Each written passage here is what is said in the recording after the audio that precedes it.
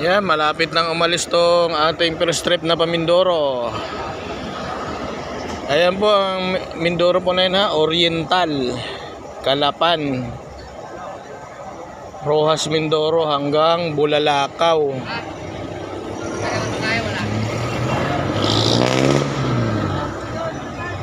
Yun pong Occidental. Sa mga nagtatanong ng Occidental, dito po sa Cubao, every other day ang schedule. So ibig sabihin, pag mayroong Lunes, Martes wala. Kaya kayo pupunta ng Occidental, San Jose, Abra, so mag-inquire muna po kayo dito sa booking para para hindi kayo ng pagsakay.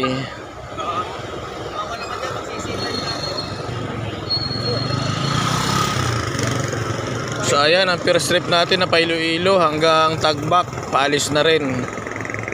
Alas 5 ng umaga rin yan. So itong pa Iloilo, malamang aabutin to ng mga alas 6. Pero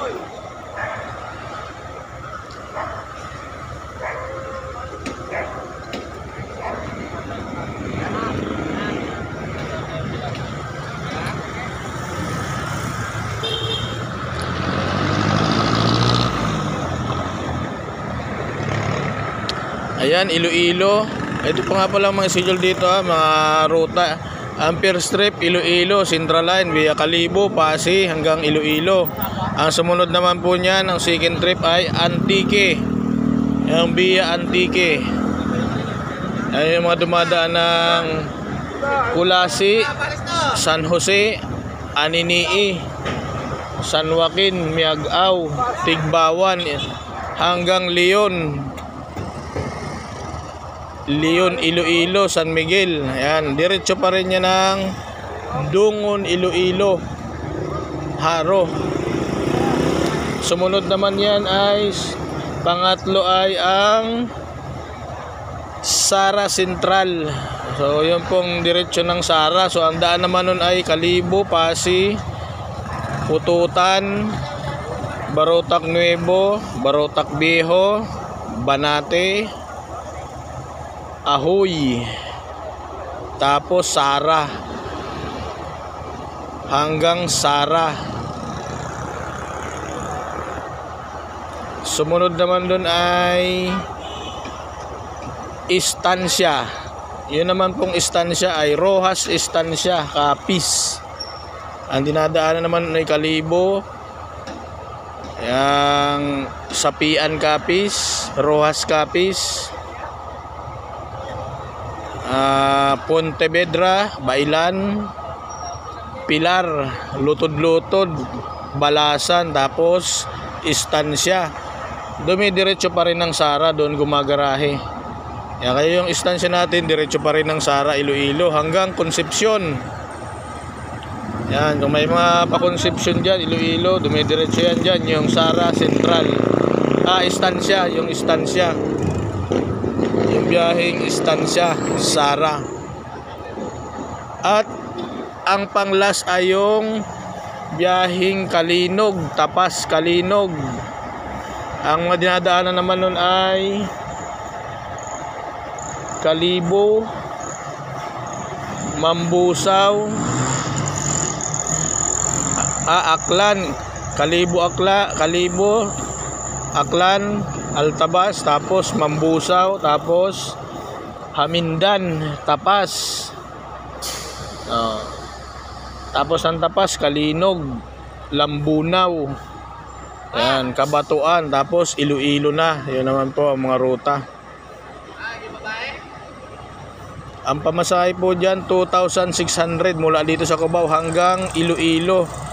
Yan, 2,600 po Iloilo. So ang Kalibo is 2,400. Basta yung pinakadulo niyan 2,600. Yan po mga pamasahe na yan. Included po dyan ang mga terminal fee saka pamasahe sa barko. Hindi lang po kasama dyan yung mga bagahe. Kung marami kayong bagahe, additional fee kayo.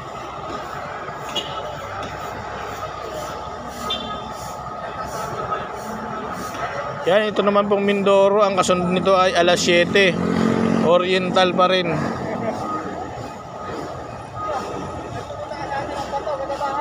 At ang last trip nito pa Oriental via Calapan hanggang Bulalakaw ay alas 3 ng hapon. Ayan. Dito po ito sa New York Avenue, Cubao. Yung Panigros po natin doon sa kabila sa EDSA Kamuning. At mamaya po ang susunod kong vlog nito ay may banibago tayong update tungkol sa sakayan dito sa Ceres Transport. Kasi may bago tayong advisory na binigay. Yan, antabayanan niyo po yung aking susunod na video mamaya para hindi kayo malito sa pagsakay sa susunod. Sa Lunes, magkakaroon ng panibagong sakayan. Yan, mag-update po tayo muli mamaya at dun sa biyaheng Zamboanga. So, antabayanan niyo po yung susunod kong video mamaya.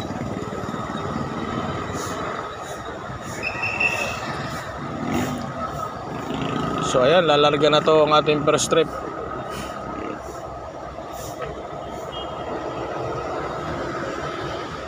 Yan, via Mindoro, Conductor Motsillas. Ating biyaheng Oriental. Conductor Motsillas, driver si Cabalo. Ito namang pa Iloilo si Conductor Anghag at driver Palaypayon. So ayan, may humabol pa paalis ng Iloilo, may dumating pang pasahero.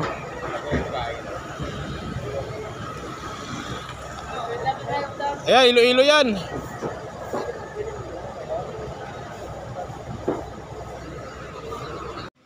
So ayan guys, maraming salamat. So kung nagustuhan mo itong aking video, ayan, paki-share mo naman para mas marami ang makaalam at mabigyan ng impormasyon.